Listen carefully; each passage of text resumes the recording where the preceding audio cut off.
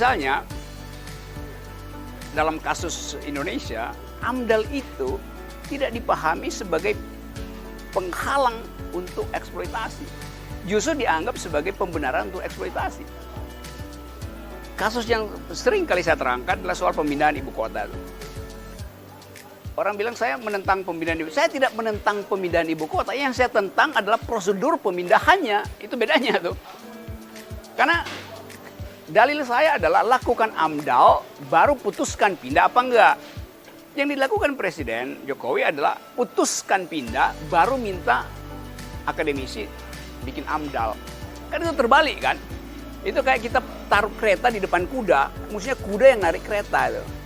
Jadi pemahaman intelektual kita menganggap bahwa nanti AMDAL itu dimaksudkan untuk membenarkan eksploitasi. Itu bertentangan dengan prinsip pertama dari AMDAL di dalam environmental ethics.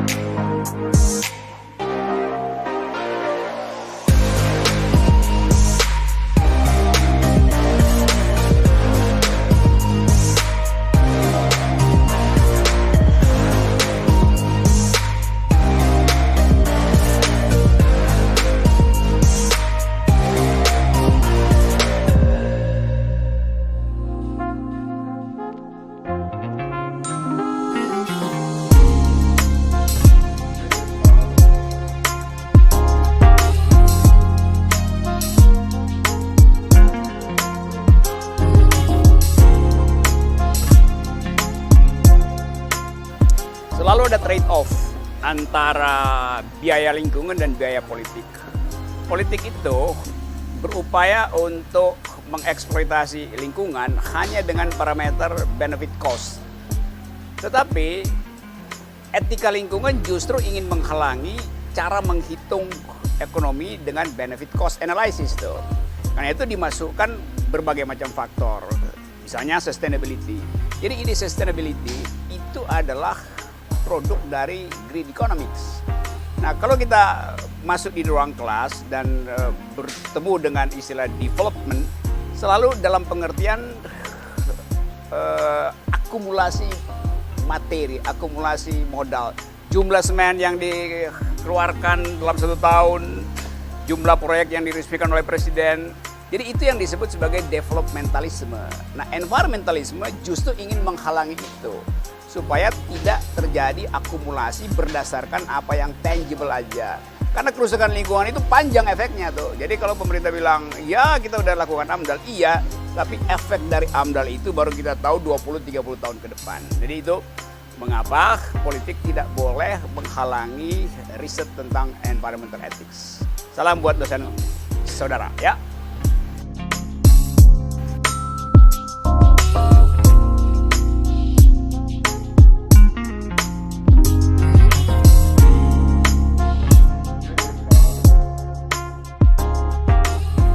Itu terhubung dengan pertanyaan teman yang tadi. Justice bagi environment tidak diukur berdasarkan prinsip yang disebut sebagai utilitarianism.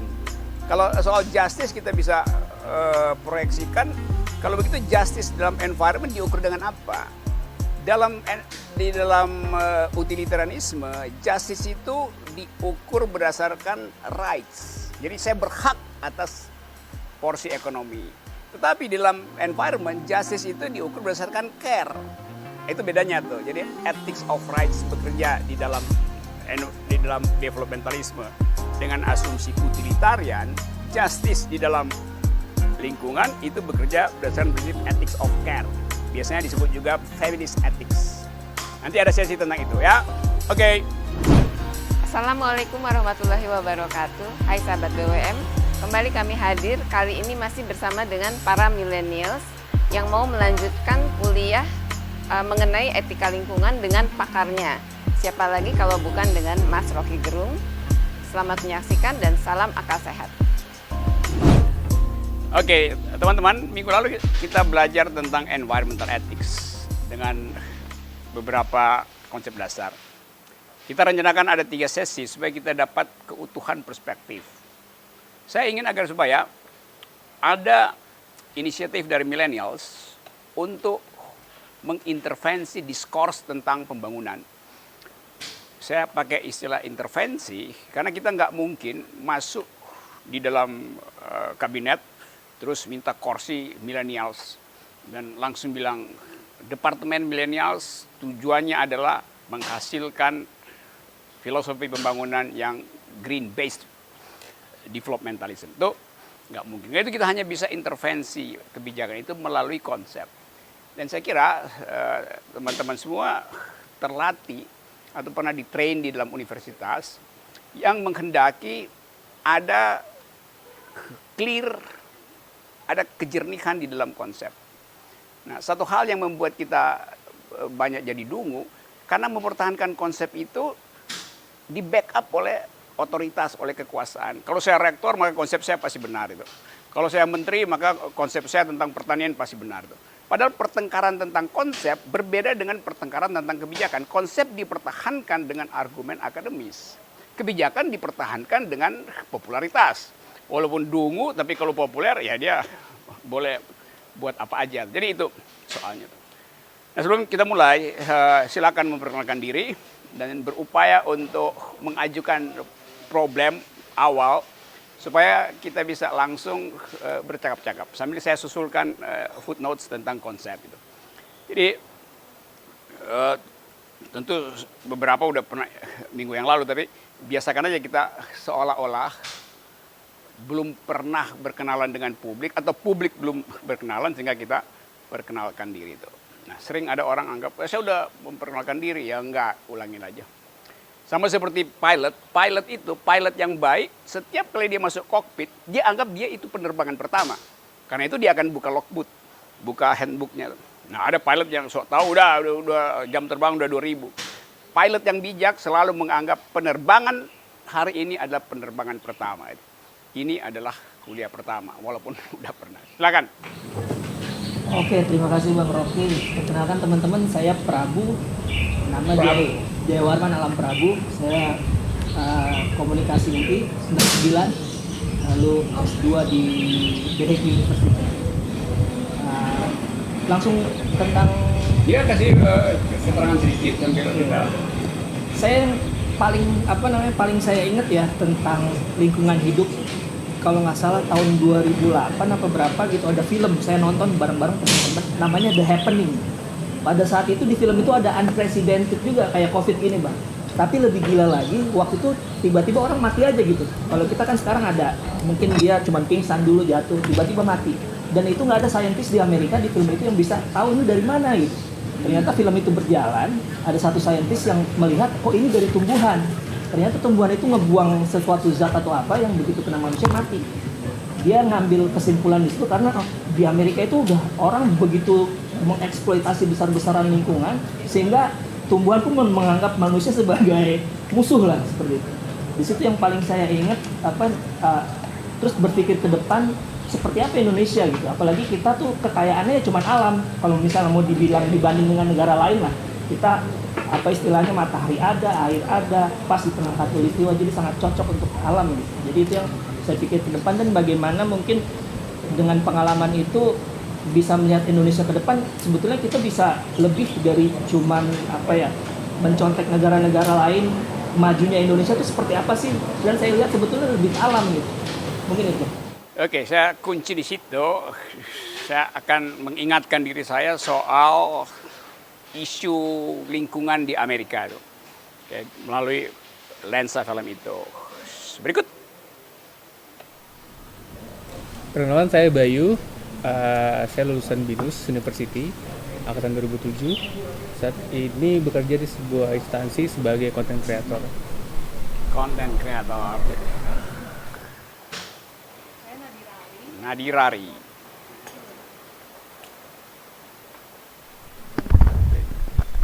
Saya Nadira Ali, baru pertama kali nih Bung Rocky. Oke. Dari Binus University juga, Mhm. baru mau lulus akuntansi. Terus udah ada beberapa pertanyaan sih, cuman saya pingin dengerin paparan yang lain dulu kayaknya. Oke, boleh. Dua binus. Binus ya, bin, bukan bin ya. Kalau bin ntar bawa senjata. Ya, Perkenalkan, saya Firda Indonesia dari Firda, ya. Kampus Politeknik Pengembangan Pertanian Bogor. Baru mau ke semester 7 dan baru pertama kali juga join tentang ini, Pak. Oke, ini bukan kuliah, ini ngobrol ngaco tapi metodologinya ada metode. Jadi ngaco itu kalau dikasih metodologi jadi bermanfaat. Yep. Halo, saya Tommy, saya dari UI juga, dari jurusan sejarah.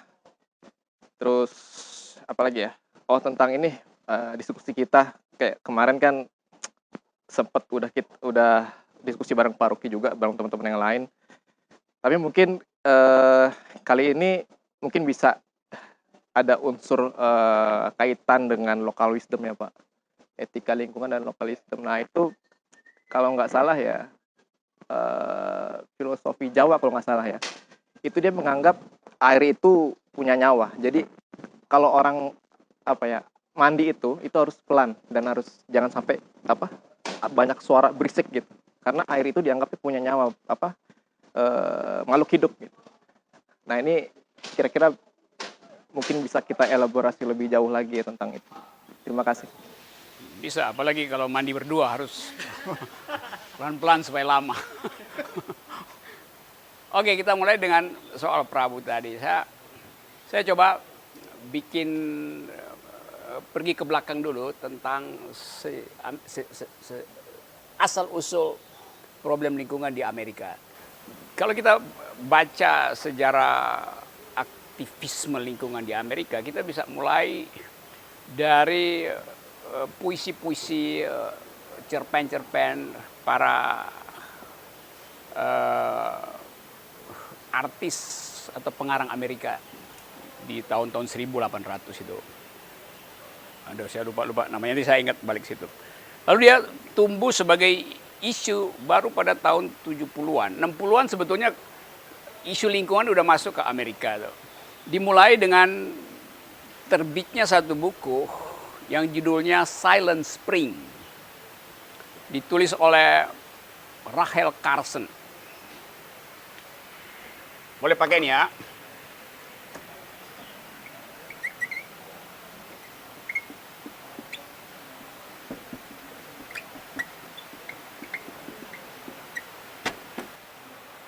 Judulnya Silent Spring, musim semi yang sunyi itu. Itu paradoks. Biasanya musim semi ada Twitter, ada cuitan burung, ada tweet gitu. Ternyata tweeting itu ciutan apa cuitan ya? Cuitan. Cuitan burung itu nggak ada. Jadi si Rachel Carson ini dia dosen di Columbus, di Ohio State University. Satu waktu dia bangun pagi di musim semi, dia nggak dengar suara burung, kicau burung. Yang bikin dia bertanya-tanya, ada apa? Kenapa musim semi tanpa kicau burung? Lalu dia lakukan riset, dia kontak beberapa teman dosennya, dan akhirnya ditemukan bahwa burung sudah nggak ada di wilayah itu, di tempat dia tinggal itu. Akhirnya diketahui bahwa burung itu meninggal justru karena makan buah di awal musim semi itu. Agak ajaib kenapa burung makan buah meninggal itu. Riset kemudian memperlihatkan bahwa buah itu di pesticide, disemprot pembasmi hama, sehingga buah itu jadi bagus, nggak ada lagi buah yang jelek kayak kesemek.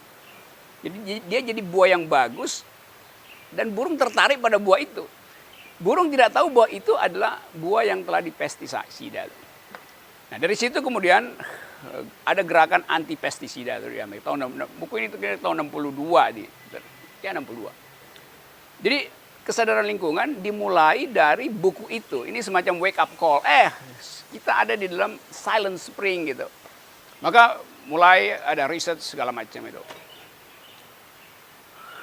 Jadi justru kesadaran lingkungan itu dimulai dari kuriositas seorang profesor. Seorang dosen yang menganggap ada yang nggak benar, kenapa tidak ada keindahan awal musim semi itu.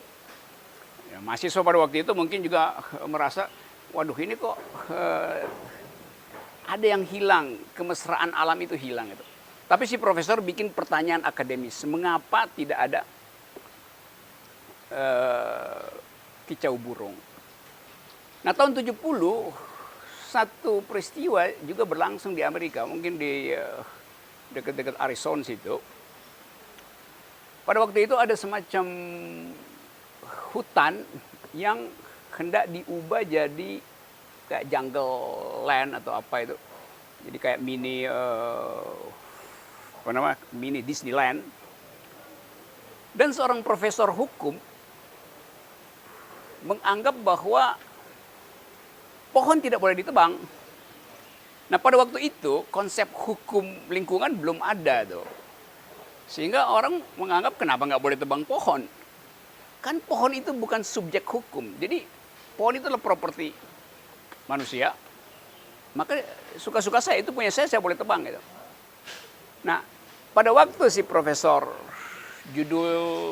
nama profesornya Jonathan Stone. Jonathan Stone menganggap dia mesti menghasilkan satu dalil untuk membela hak pohon untuk tidak ditebang.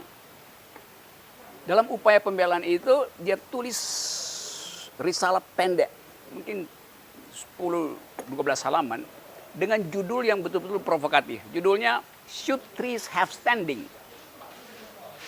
Haruskah pohon memiliki hak untuk tiba di depan hakim?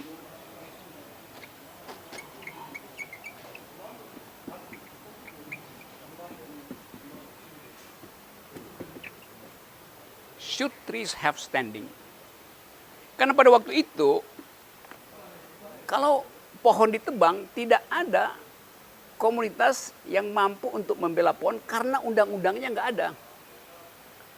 Nah, si Stone ini menganggap kalau dia tuliskan sesuatu dan dalil dia bisa dipahami oleh hakim, maka dia bisa membela hak pohon itu. Biasanya dalam ilmu hukum, seseorang untuk membela haknya dia mesti berdiri di depan hakim, before the law namanya. Before the law artinya berhadapan-hadapan dengan hakim buat mempertahankan hak dia. Tapi bagaimana mungkin pohon berjalan ke depan ruang pengadilan?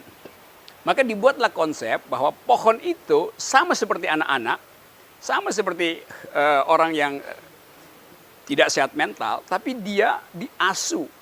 Ada pengampunya, ada kuratornya. Maka dianggaplah pohon itu adalah makhluk subjek hukum, tapi karena keterbatasan fisik dia tidak bisa datang ke pengadilan. Sama seperti orang lumpuh tidak bisa ke pengadilan, dia diwakili oleh pengacara. Maka si Stone ini menganggap pohon itu bisa berbicara melalui masyarakat adat, melalui pengampu, melalui LSM. Nah itulah awal dalam ilmu lingkungan muncul istilah legal standing. Legal standing.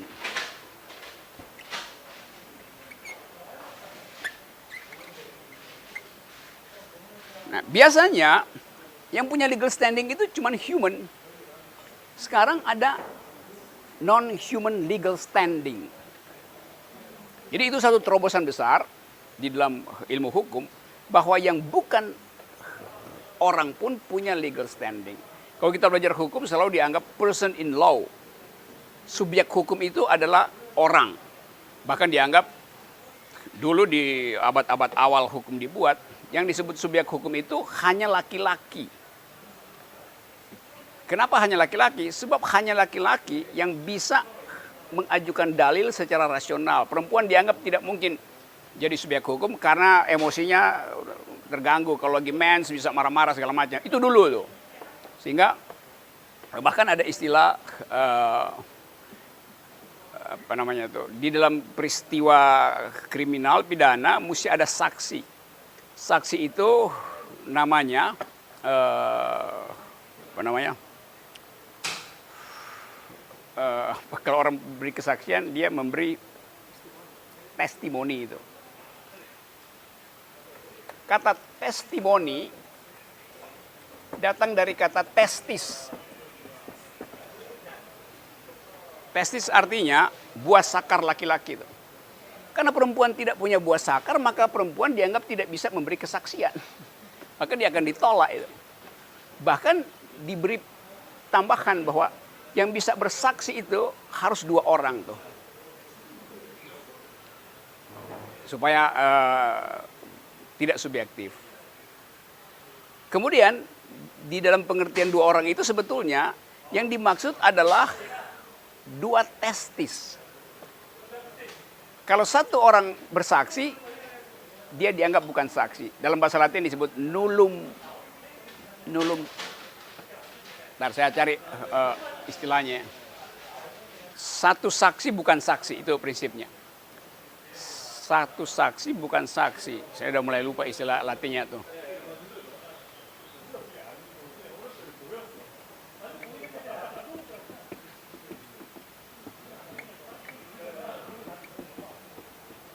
Nullum testis, nullus testis. Bisa bayangkan nggak di dalam imajinasi kita? Kenapa? Karena buah sakar itu harus 2. Jadi itu maksudnya tuh. Nah nanti ada orang datang ke pengadilan laki-laki sempurna, tapi diperiksa buah sakarnya hanya 1 atau tidak ada. Maka dia dianggap budak. Karena pada waktu itu budak dikebiri. Supaya tidak mengganggu istri atau anak perempuan dari majikannya. Maka dia dikebiri. Jadi dengan kata lain, yang disebut subjek hukum itu harus laki-laki sempurna. Bukan budak. Apalagi perempuan. Perempuan dianggap sebagai di bawah budak gitu. Karena perempuan dianggap properti. Jadi Anda lihat tadi bahwa evolusi dari pengertian subjek hukum, dulu budak bukan subjek hukum. Lalu ada lepas perbudakan oleh Lincoln di Amerika. Abraham Lincoln dianggap bapak yang membebaskan perbudakan, walaupun dia piara budak gitu. Iya. Jadi kita lihat ada evolusi tentang hak. Budak bukan hak, sekarang budak adalah hak.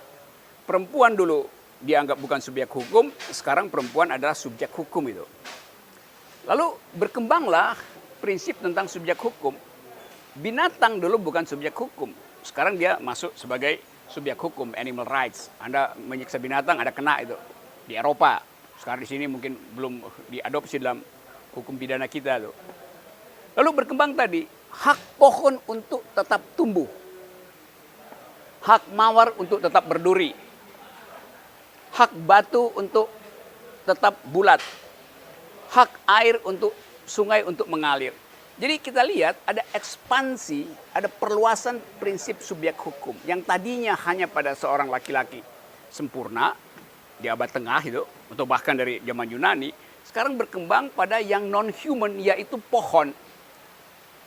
Nah itu adalah hasil perjuangan dari gerakan environmentalis. Karena menganggap bahwa ada kesetaraan makhluk.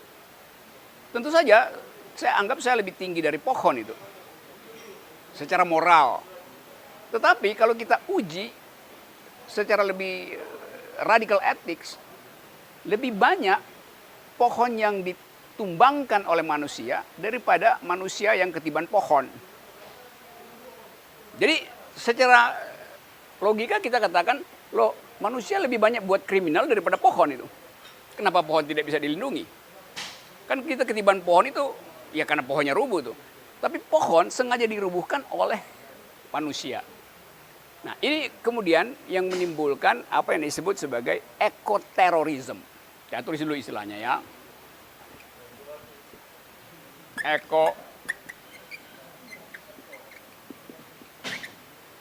Terorisme lingkungan.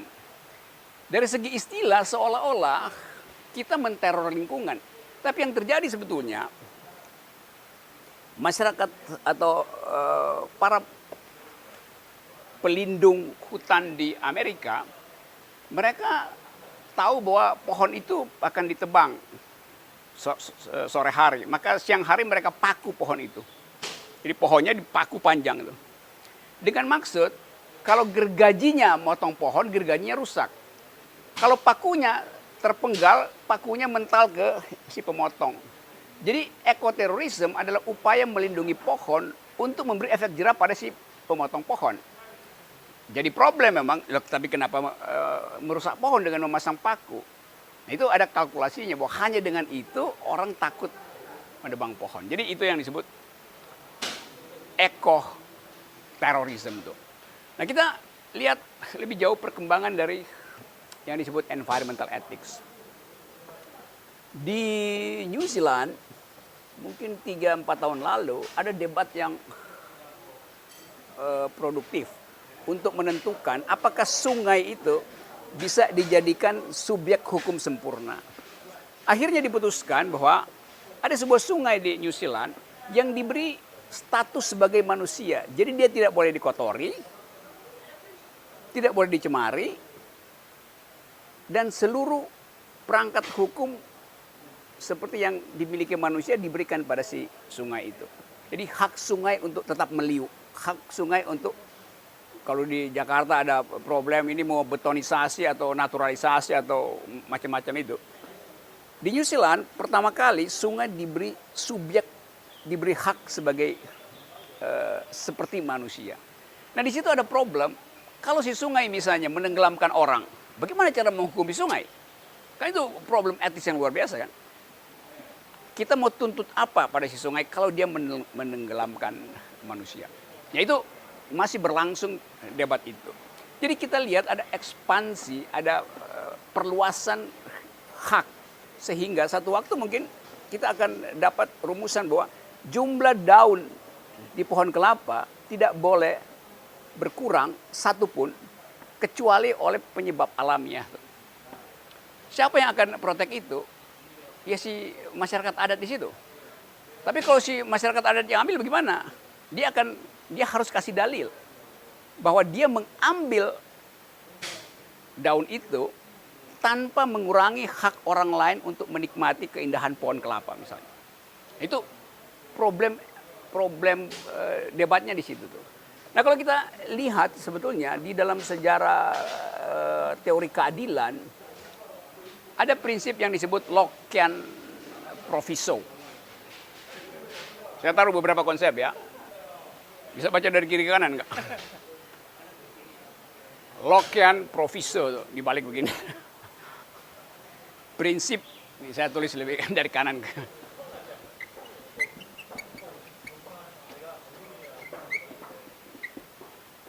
Batas Lockean dari orang yang namanya John Locke itu. Prinsipnya begini, kalau saya mengeksploitasi tanah itu properti saya. Saya boleh eksploitasi itu supaya saya bisa bertahan hidup. Dasarnya adalah teologi itu. Bahwa Tuhan menginginkan manusia mempertahankan hidupnya. Karena itu konsekuensinya dia mesti punya properti. Tetapi kemudian ada prinsip bahwa kalau setiap orang mengeksploitasi tanah yang sama, itu artinya akan ada kumpulan orang yang memaksa orang lain tidak boleh masuk tanah itu tuh.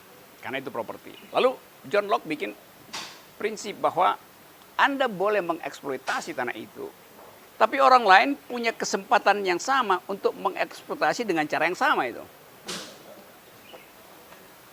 Jadi nikmatnya mesti bisa bukan dibagi, disisakan buat orang lain itu. Nanti ada hukum yang mengatur itu tuh. Nah, prinsip-prinsip itu kemudian berkembang di dalam teori keadilan sampai pada teori distribusi dari John Rawls misalnya. Mereka yang pernah belajar tentang prinsip-prinsip sosiologi politik tahu prinsip yang disebut Lockean proviso dan justice dalam Rawls. Nah, yang saya mau terangkan adalah bahwa secara logika tersedia semua peralatan untuk mempertahankan lingkungan. Jadi kalau ini lapangan golf misalnya, kita tahu bahwa Ya, lapangan golf ini adalah tempat yang paling rakus air. Karena setiap hari mesti disiram itu. Dia konsum air. Sekarang bagaimana membebani lapangan golf itu supaya hak dari orang tetangga desa ini juga terpenuhi, airnya terpenuhi. Lalu ada prinsip tentang CSR gitu. Keuntungan lapangan golf dibagi di sekitar sini karena mereka yang kekurangan air. Tetapi CSR itu kadang-kala dipakai justru untuk bukan di sini dikasihnya. Perusahaan ini kasih CSR di Jakarta karena ada partai yang ingin bikin pasar murah tuh. Maka CSR-nya jatuh di sana tuh. Jadi konsep CSR yang tadinya untuk memproteksi lingkungan berubah secara pragmatis bahwa yang penting perusahaan sudah keluarin CSR. Padahal CSR dikeluarkan untuk komunitas di sini. Nah itu yang Anda lihat misalnya kerusakan di Kalimantan, CSR-nya datang ke Jakarta, bukan datang ke komunitas di Kalimantan. Nah coba saya perlihatkan hubungan antara politik tadi dengan kerusakan lingkungan. Kalau kita lihat Kalimantan dari atas itu, Pulau Kalimantan itu difoto dari atas pakai drone, terlihat ini warna merah, ini warna kuning, itu warna hijau tuh.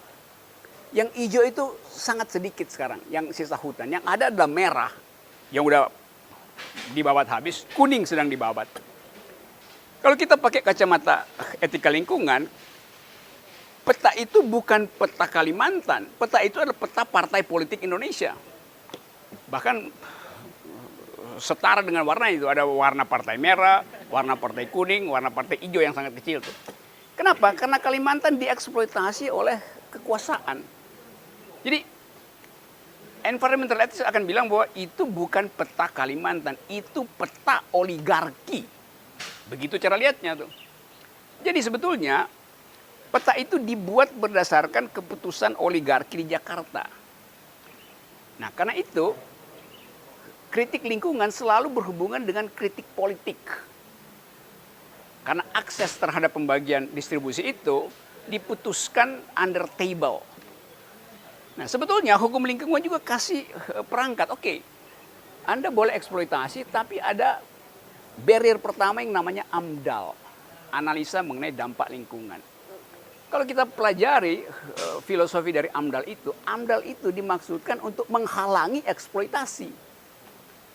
Jadi dari awal, mulai dari konferensi lingkungan di Stockholm tahun 76 yang menghasilkan prinsip perlindungan lingkungan, dan konferensi itu kemudian menjadi tonggak dari Hari Lingkungan Hidup Sedunia. Kalau nggak salah bulan Juni itu di Stockholm. Lalu pindah tahun-tahun 90 ke yang disebut Rio Principal di Brasil. Lalu terakhir 3-4 tahun lalu di Paris tuh, Paris Cooperation apa itu, Paris 21. Di mana Indonesia harus comply dengan keadaan itu. Termasuk di dalamnya soal carbon trading. Tapi selalu ada excuse bahwa kita Indonesia butuh pertumbuhan. Karena itu akan ada bagian lain yang dimasukkan ke situ untuk memungkinkan kita masih bisa mengeksploitasi lingkungan. Tidak ada soal sebetulnya.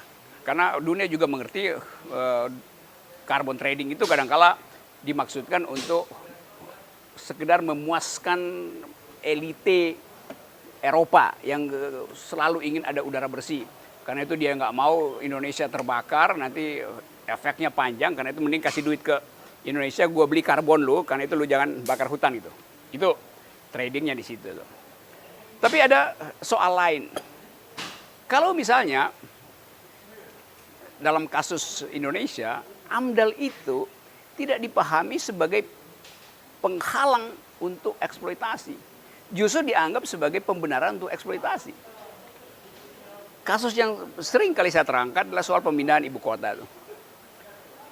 Orang bilang saya menentang pemindahan ibu kota. Saya tidak menentang pemindahan ibu kota. Yang saya tentang adalah prosedur pemindahannya. Itu bedanya tuh. Karena dalil saya adalah lakukan AMDAL, baru putuskan pindah apa enggak.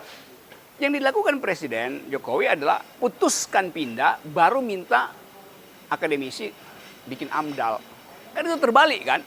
Itu kayak kita taruh kereta di depan kuda, mestinya kuda yang narik kereta itu. Jadi pemahaman intelektual kita menganggap bahwa nanti AMDAL itu dimaksudkan untuk membenarkan eksploitasi. Itu bertentangan dengan prinsip pertama dari AMDAL di dalam environmental ethics. Jadi itu kita udah bongkar macam-macam, nggak ada orang yang, bahkan UI yang punya pusat studi lingkungan, riset lingkungan, nggak mau bicara soal itu. Padahal justru universitas yang mesti tegur kekuasaan bahwa boleh silahkan pindahin ibu kota, tapi lakukan prosedur yang berbasis pada green economics itu. Nanti debatnya macam-macam, nanti kan yang keluar di publik adalah itu udah ramah lingkungan. Apa buktinya? Ini buktinya maketnya tuh yang disayembarakan. Memang pemenangnya itu memperlihatkan bahwa ibu kota itu hijau, ramah lingkungan. Tapi itu maket. Tentu aja dia akan bikin banyak hijaunya di situ kan. Tapi memindahkan ibu kota lain dengan jual beli maket. Memindahkan ibu kota perlu tadi AMDAL mendahului keputusan politik.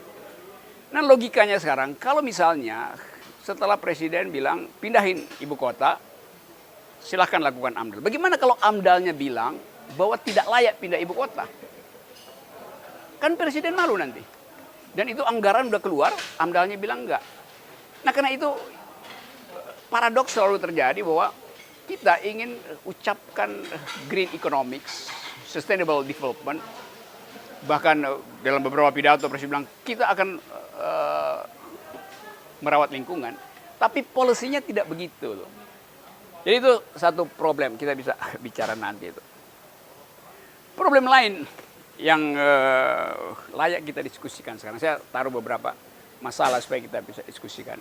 Soal Pertamina. Pertamina itu problemnya sekarang adalah uang APBN defisit karena shortfall pajak. Karena 300 triliun pajak nggak masuk itu. Dengan macam-macam alasan itu. Lalu Pertamina terlilit utang. Karena mismanagement segala macam. Juga karena problem komoditas dunia.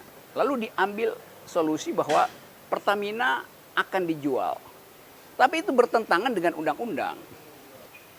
Karena swastanisasi itu berarti bertentangan dengan prinsip konstitusi bahwa alam SDA dikuasai sepenuhnya negara untuk kemakmuran. Jadi kalau dia dijual, hilang prinsip penguasaan negara.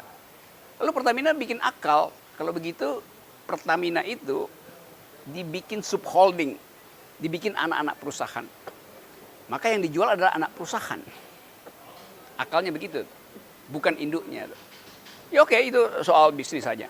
Sekarang kita lihat dari prinsip environmental ethics. Yang dikelola oleh Pertamina adalah sumber daya alam, yaitu minyak bumi. Minyak bumi itu disebut minyak bumi, minyak dari rahim ibu bumi. Minyak dari payudara bumi itu. Jadi Pertamina sebetulnya adalah BH-nya bumi atau payudaranya bumi itu. BH-nya adalah BUMN, breast holder-nya supaya payudaranya tetap sehat, harus ada BH, ada breast holder-nya. Yang dijual sekarang adalah BH-nya. Jadi menjual BH ibu bumi dalam bentuk subholding itu.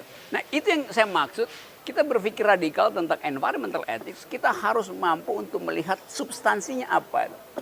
Memang yang dijual adalah subholding, tetapi intinya adalah minyak itu adalah air susu bumi. Payudaranya namanya Pertamina. BH-nya namanya BUMN. Nah sekarang kalau dia manusia utuh, begitu di obral, nanti investor akan bilang saya cuma mau beli bagian payudara. Bagian dengkul dari Pertamina saya nggak mau beli. Karena nggak ada nilai ekonominya tuh. Jadi sebetulnya dengan cara itu kita bisa perlihatkan bahwa negara sedang mengamputasi negerinya sendiri. Diamputasi itu. Itu yang saya sebut sebagai radical ethics.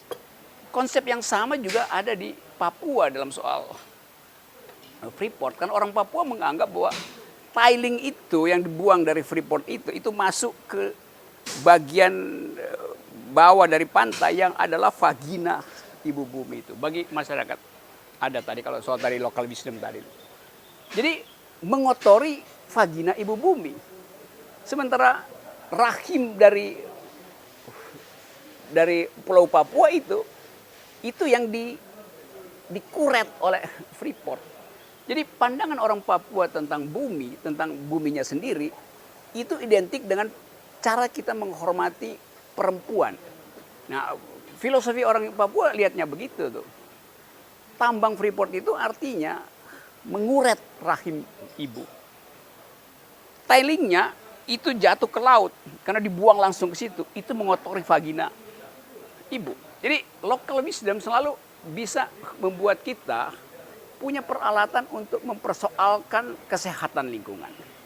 Nah, itu problem kita, nanti kita bisa diskusi sebelum saya terlalu panjang dan bisa berakhir dalam kritik yang berlebihan pada pemerintah. Coba kita diskusi ini sebagai orang yang menghendaki ada kicau burung di musim semi nanti di Kota Bogor, di Monas.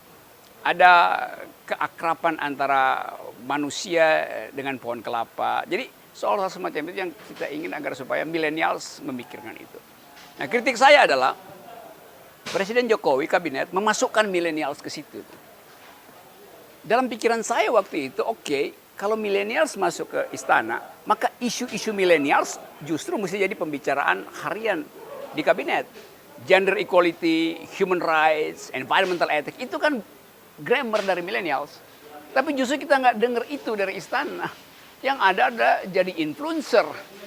Bukan influencer tentang lingkungan, bukan influencer tentang gender equality, influencer human rights, tapi influencer tentang keberhasilan pemerintah gunting pita jalan tol misalnya. Keberhasilan pemerintah meresmikan pabrik semen itu. Jadi soal-soal itu yang membuat saya menganggap bahwa millennials yang masuk istana, dia berubah langsung jadi uzur pikirannya tuh. Jadi bukannya milenials bawa pikiran fresh ke istana, dia justru berubah jadi uzur karena pengaruh dari politik uzur dan otak uzur di kabinet. Itu kira-kira pengantarnya. Silakan kita discuss satu jawaban, masih ada 45 menit. Siapa mau mulai? Nadira, boleh? Mungkin balik ke pernyataan Bung Rocky tadi ya. Yang kita kan paru-paru dunia, termasuk salah satu paru-paru dunia.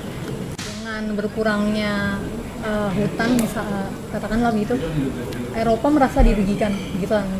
Nah, ini berarti bisa dibilang kita seakan-akan memiliki beban gitu, Bung, menjadi paru-paru dunia. Karena Dibebani sebagai paru-paru dunia. Iya, karena di satu sisi kita juga ingin bertumbuh, maksudnya kayak misalnya di Indonesia Timur gitu. Mereka memang subur, banyak hutannya dan segala macam, tapi di satu sisi mereka juga meminta adanya infrastruktur, adanya pembangunan gitu. Nah, misalnya kita tidak mengiyakan itu kan berarti kita tidak menjalankan mandat negara juga kan. Tapi di satu sisi juga dunia, let's say Eropa gitu, mereka juga menuntut kalau Indonesia jangan ngurangin paru-paru dunia dong gitu. Jadi saya melihatnya itu dia kayak kok ada beban ya menjadi paru-paru dunia gitu. Ya, itu yang disebut analisa political economy. Memang pada taraf hidup tertentu green politics itu menginginkan udara bersih itu. Dan kita mungkin belum sampai di situ tuh. Karena tadi Indonesia Timur masih perlu pelabuhan segala macam. Tapi saya ada di dalam kuliah hari ini tentang environmental ethics. Karena itu saya abaikan faktor itu supaya kita dapat kejernihan dulu tentang prinsip environmental ethics. Nanti kita hitung political ekonominya di situ. Misalnya Partai Hijau itu kan seharusnya, kalau saya di Eropa, saya milih Green Party supaya tersedia udara bersih itu. Karena itu, Green Party sebetulnya ada partai elit. Kan cuman kapitalis yang ingin udara bersih kan. Buruh nggak mau udara bersih. Tetapi paradoksnya adalah Green Party itu bersekutu dengan partai buruh di Eropa. Apa dasarnya? Itu jadi soal baru di dalam konsep. Seharusnya partai hijau itu spektrumnya ada di kanan, tapi sekarang dia pindah ke kiri. Karena soal justice tadi. Jadi kita lihat bahwa yang membela udara bersih sebetulnya juga bukan elit bisnis semata, tapi juga kepentingan buruh. Karena buruh merasa kalau dia dieksploitasi, dia kan prinsipnya begini. Manusia mengeksploitasi manusia dengan akibat manusia yang sedang saya eksploitasi mengeksploitasi alam. Jadi eksploitasi manusia terhadap alam adalah akibat dari eksploitasi manusia terhadap manusia yang lain.